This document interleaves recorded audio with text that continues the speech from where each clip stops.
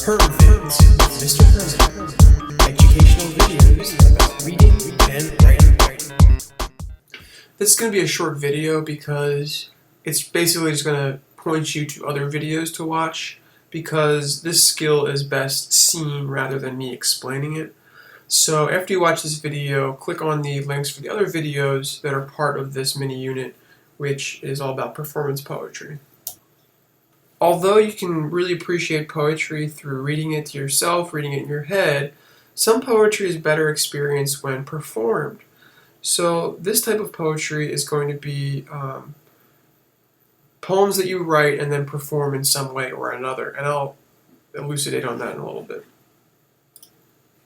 Performance poetry is poetry that's meant to be read to an audience. Usually it is poetry written with an emotion, often anger or sadness, so that your words read out loud can add that emotion to it, to the pitch, the volume, the body language. It's almost like you're telling a story usually, especially with slam poetry, which is a type of performance poetry. And generally speaking, there isn't rhyme. It's almost like a stream of consciousness type thing.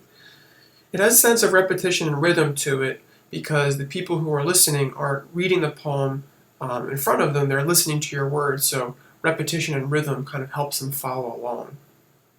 It's performed in front of an audience, and there's lots of room for hand gestures, body movements, and increases and dips in volume to really affect the way the reader follows and feels with your poem. Now, what you're going to be doing is you're going to watch another instructional video about how to write poems for performance. Then I'm going to ask you to pick two of these performance poems to watch and see which one you more kind of glom onto, and then you're going to be writing and performing your own in ways that are specified in the Google Docs.